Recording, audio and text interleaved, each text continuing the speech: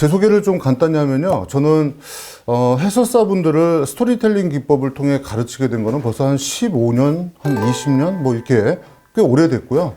우리나라에서 아마 스토리텔링 기법을 해설사들에게 가장 많이 가르친 사람 중에 하나가 아닐까 이렇게 생각을 합니다. 여러분들의 동료 선후배들과 함께 많은 스토리텔링을 현장에 접목시키려는 노력을 기울였던 사람입니다. 그리고 이제 실제로 이렇게 이론만 가르쳐 드리는 것이 아니라 저 또한 많은 분들에게 해설의 현장에서 스토리텔링 기법으로 많은 우리의 인문학적 가치들, 그다음에 우리의 인문 컨텐츠에 관한 자료들을 아주 쉽고 흥미롭게 전달하는 최일선에 서 있는 저 또한 해설사이기도 합니다.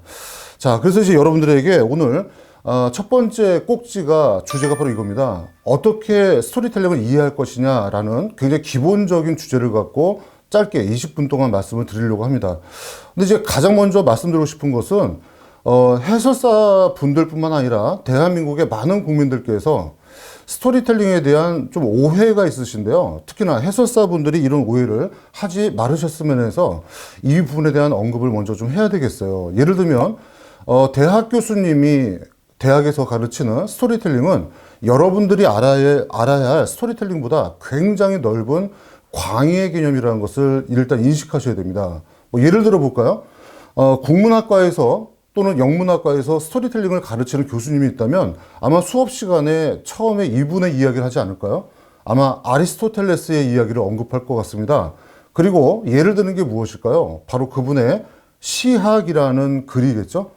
시학이라는 그 글 속에 나와 있는 스토리텔링 기법을 인문학적으로, 철학적으로 굉장히 고고하게 또는 현학적으로 풀어가는 방식으로 스토리텔링의 역사와 연원을 따지는 방식의 학문적 탐구를 통해 여러분들에게 스토리텔링의 실마리를 아마 풀어나갈 것이 이제 일반적이겠죠. 근데 여러분들에겐 아리스토텔레스를 알아야 됩니까? 라는 질문을 받을 때가 있어요. 자, 알 필요가 있을까요? 천만의 말씀이죠. 아리스토텔레스의 시학을 안다든가 그 책을 읽는다고 해서 스토리텔링을 해설의 현장에 잘 접목시킬 수 있다는 것은 전혀 아니기 때문에 여러분들은 이 점을 착각하시면 안 되겠습니다. 다시 말해서 해설사에게 필요한 스토리텔링의 기본은 현장에서 필요한 즉각적인 스토리텔링 기법, 그리고 대중과의 접점에 서서 그들에게 흥미롭게 내 얘기를 귀 기울여 들을 수 있게끔 유도하는 그 매개체로서의 스토리텔링이 필요한 것이지, 스토리텔링의 역사나 연원이나 철학적 의미를 굉장히 고고하게 탐구하는 것은 학문하시는 분들의 스토리텔링을 풀어나가는 방법일 수 있다라고 말씀을 드립니다. 따라서 오늘 제 강의를 들으시면서 하나 깨달으셔야 될 것은 사례 중심으로 스토리텔링을 배우는 것이 가장 좋고요. 그러기 위해서는 많은 사례가 나와 있는 유튜브.co.kr에 나와 있는 전국의 수많은 해설사분들이 직접 찍어서 올린 자신 또는 관련되는 지인 해설사들의 모습을 유튜브에서 편하게 감상도 하시고 비판도 해 가시면서 뜯어보시는 게 훨씬 더 유용할 수가 있어요. 특히나 시중에 나와 있는 수많은 스토리텔링 관련된 책 중에 해설사들만을 위한 책은 없습니다. 그리고 그런 책을 왜 안 쓰겠습니까? 저 같은 전문가가 쓰면 되지 않을까요? 네, 쓰는 순간 그 책은 구닥다리가 되거든요.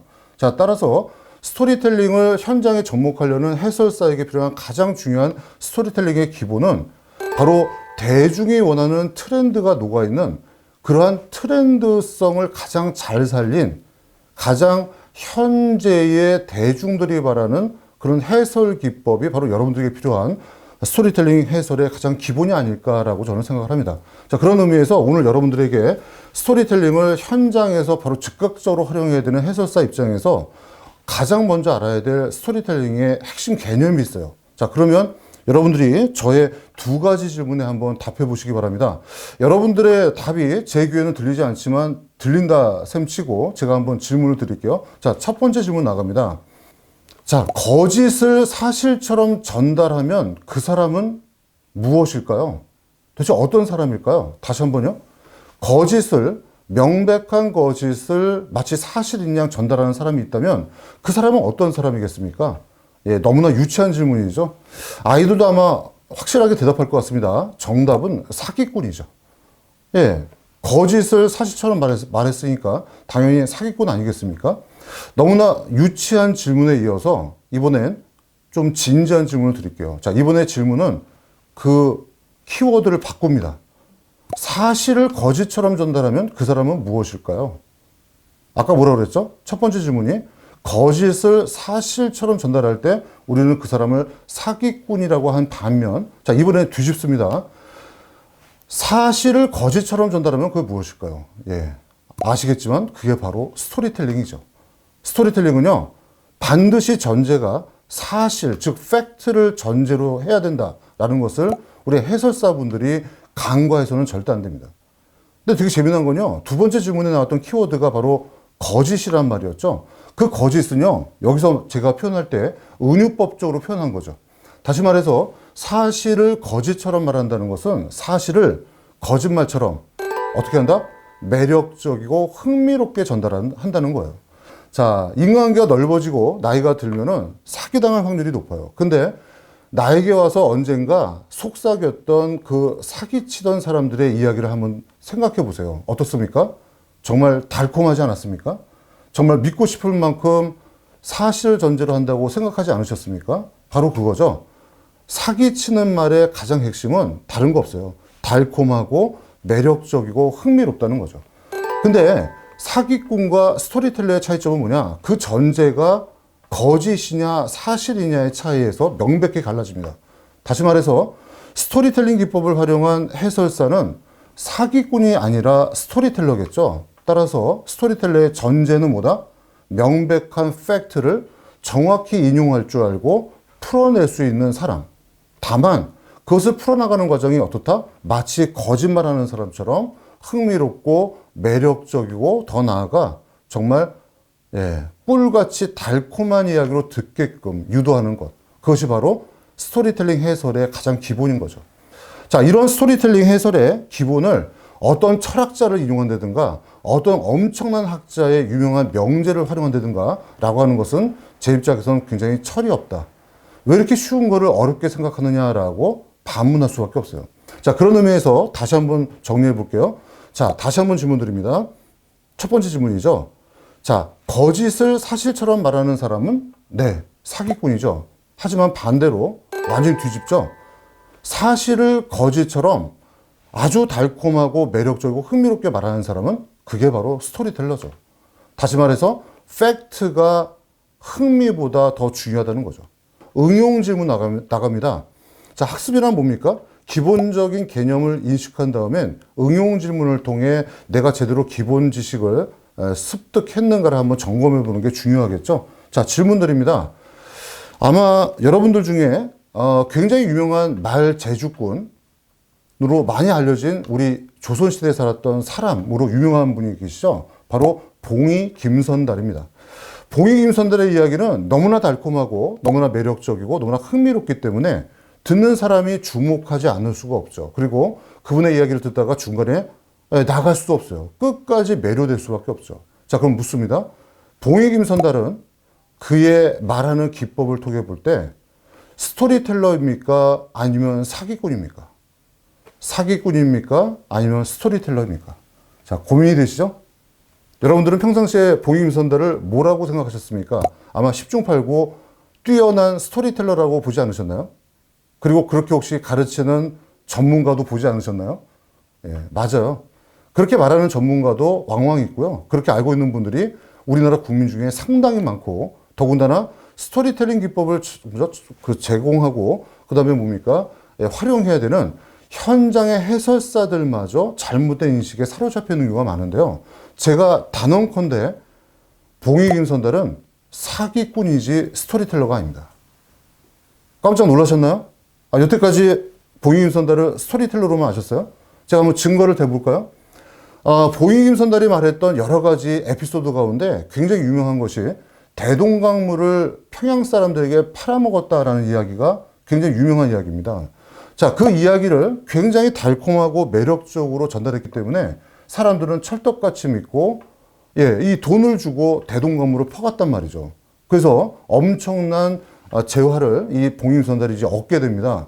근데 어찌 보면 그 사람들을 놀리고 뭐 황당하게 만든 과정이 좀 통쾌할 수도 있고요.